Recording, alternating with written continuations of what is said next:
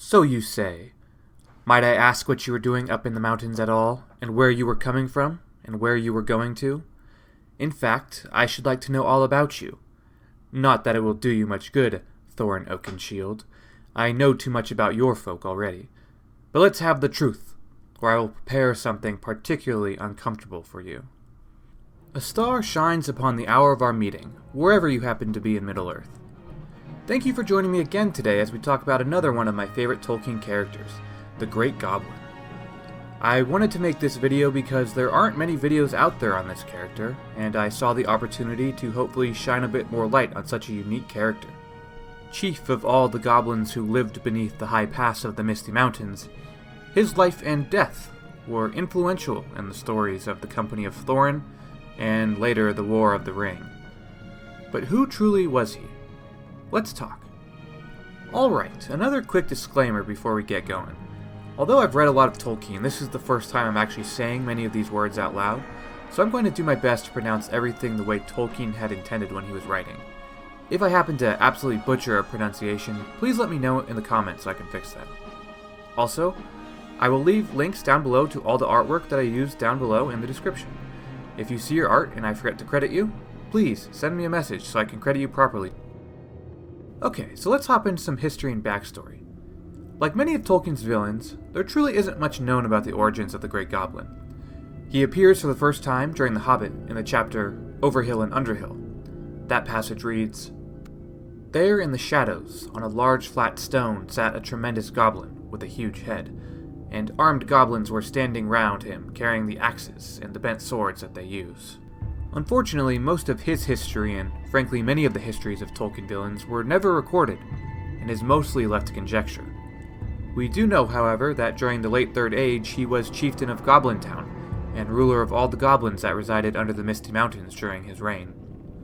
It's possible that the Great Goblin's rather large stature is what made him chieftain of all in Goblin-town. Goblins are of course notoriously ruthless and warlike, and with his size, he was of course a formidable opponent. Much like the Dothraki society in Game of Thrones, or the Great Khans of the Mongol Empire in our world, power resided with the most obstinate and unassailable.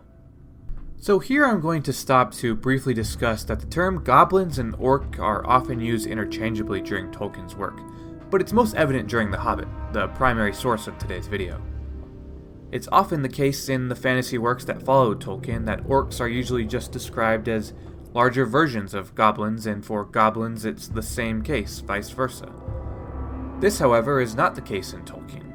In a note at the start of the Hobbit book, he explained that he was using English to represent the languages that were used by his characters in this book, and that the word goblin was the English translation he was using for the word orc. Orc is the word that is used in the language of the hobbits of Middle-earth to describe these creatures. It is, of course, in canon that the stories of The Hobbit and The Lord of the Rings are the writings of Frodo and Bilbo in their shared book, the Red Book of Westmarch, which would make this different naming apparent.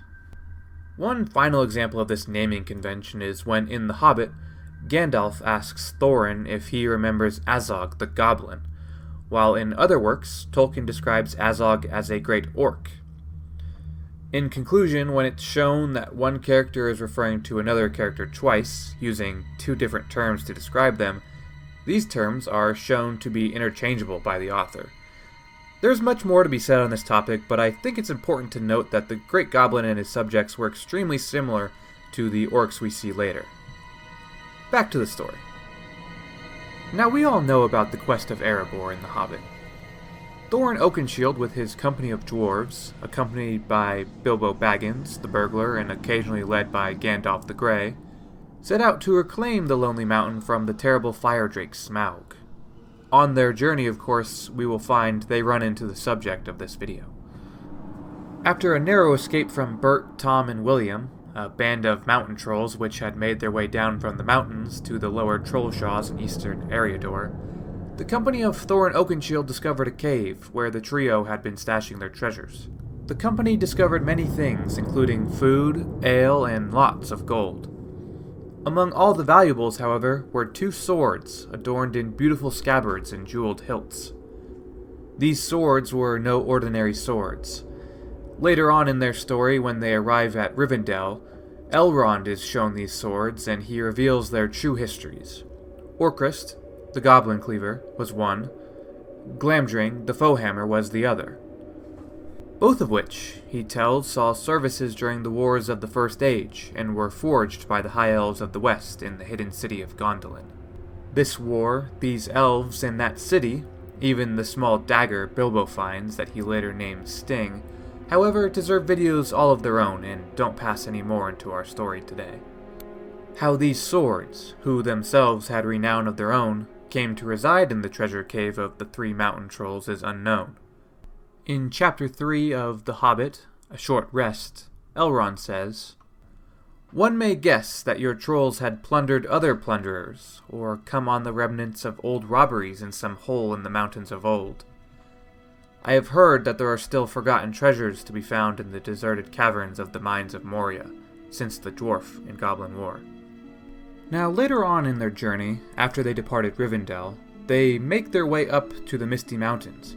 They then had to seek refuge from a great storm that had impeded their progress. They make their way into a cave on the side of the mountain, and with the cave secure, they drift away to sleep. As Bilbo dreamt, he dreamed that the back wall of the cave gave way, and there was nothing he could do to stop himself from falling down, down, down. Except, this was no dream. They were sleeping on what the goblins of the mountain called the front porch, and the wall had given way, and out rushed a party of goblins, and they dragged the party, save Gandalf, down, down, down, to the depths of Goblin-town. Now Bilbo was eventually able to escape from the goblin party, down into the darkness, where he met an unlikely creature. But you already know that story, of course. Now bound and unable to flee, the goblins began to sing and make terrible noise as they brought the company deeper into Goblin-town.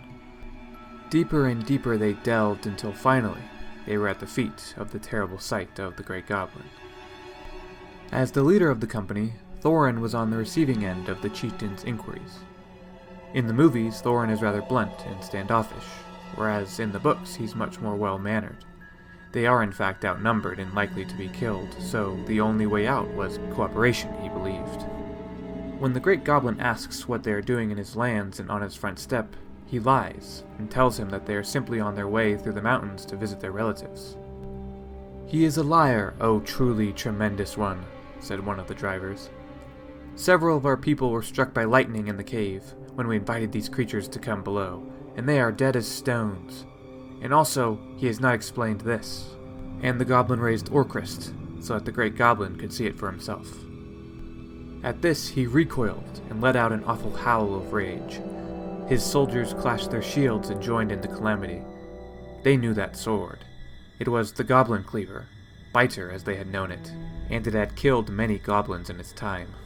Murderers and elf friends.